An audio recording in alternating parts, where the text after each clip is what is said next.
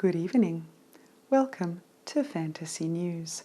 I am your host, Snow Black, with today's Whimsical Roundup. A tragedy was narrowly avoided today when a brick wall almost collapsed on passing pedestrians. Eyewitnesses report seeing the Coburn Street wall begin to buckle, with up to a dozen people walking beneath it around 3 p.m. today. The structure was seen to topple towards the street in one intact piece, before swaying for some minutes as pedestrians fled. It was then seen to swing back into an upright position. The two-story wall was the only remaining section of the historic Regent Theatre, demolished some 6 weeks ago. When questioned about the incident, the wall reported feeling isolated and unsupported since the Regent Theatre facade and all remaining walls were removed. The wall went on to say that it had not been informed if it would be incorporated into a new structure on the site. It said it would feel more secure if it were involved in future planning. A city council spokesperson says the exposed red brick wall is earmarked for a community development project incorporating a paleo cafe, a hanging garden, and a mural painted by a local graffiti artist. It is not known if the wall has yet been informed of these plans. A centuries-old historical mystery was reopened this week when new information was discovered in a time capsule. 3 private journals claiming to detail the life story of Cinderella give differing accounts of the end of the long-lost kingdom of Faraway. Assumed to have passed away peacefully during the happily ever after period, it seems Cinderella and her handsome prince were not as clearly fated as history suggests. One journal claims that the handsome prince of Faraway never actually found Cinderella because her evil stepsisters did not allow her to try on the glass slipper. The prince went on to unhappily marry a princess from a neighbouring kingdom and produced no heirs. Cinderella is reported to have lived a short few years before perishing from a lung disease contracted from constant exposure to cinders. The royal line ended with the prince, and the Faraway kingdom soon dissolved and made way for the Faraway Republic. A second journal gives a vastly differing account, claiming that the prince did find and marry Cinderella.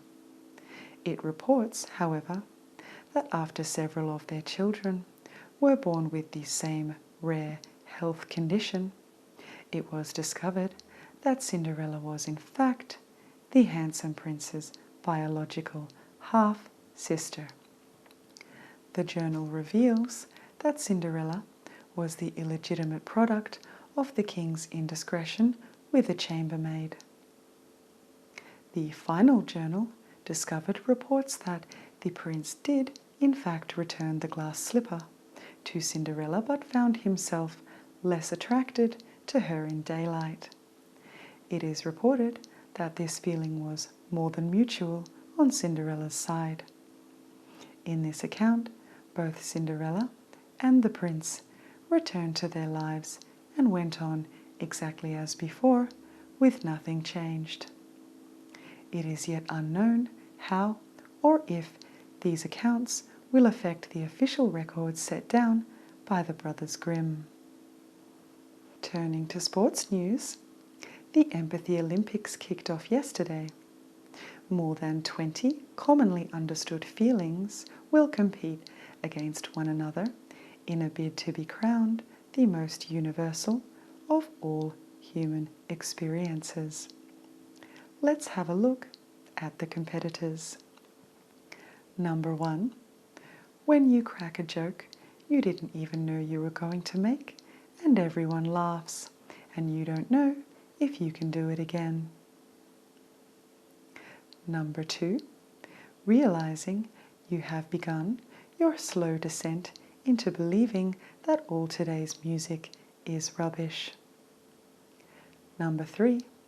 That thing that you still don't know, but are now too embarrassed to ask anyone about. Number 4.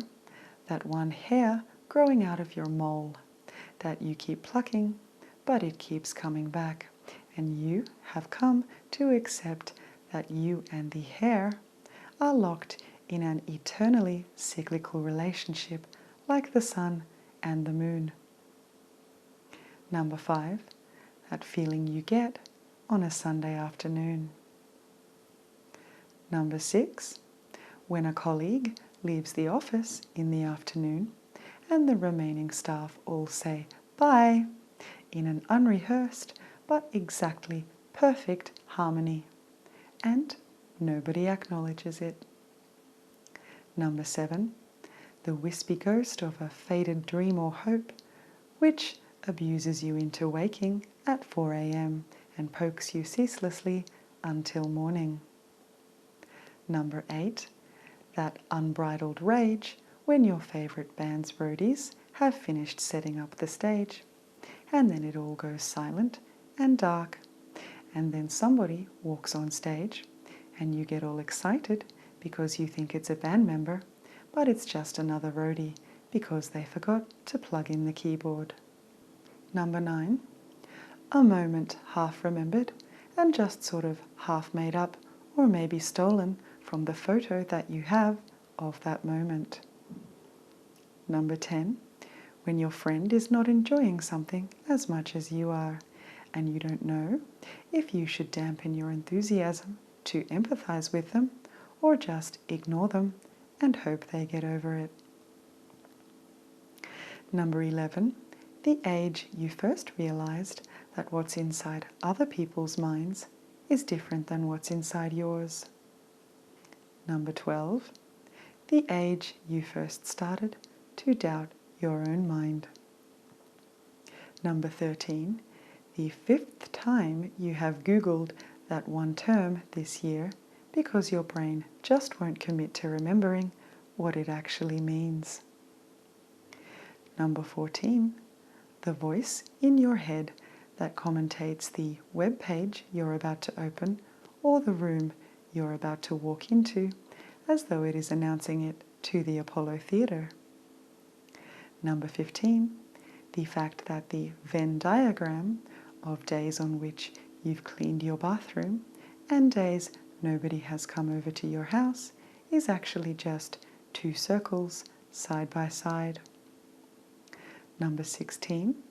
That long, tense moment when the bill arrives for a meal shared with a friend of uncertain status and you don't know if you should split it or offer to pay or wait for them to offer.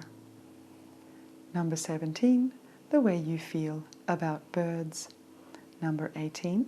Never remembering the correct pronunciation of meme. Number 19. Never correctly pronouncing Segway. Number 20. Being too afraid to attempt pronouncing traditional Celtic names like Killian, Aoife, Siobhan, Porrick and Saoirse. Number 21.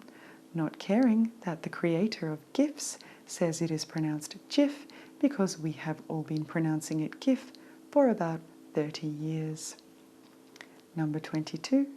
Never remembering how to spell the word definitely. Number 23. The disappointing disparity between what cat food smells like and what it tastes like. The Empathy Olympics will run until either next Saturday or until the last tear has been shed. That's all for tonight. You have been watching Fantasy News.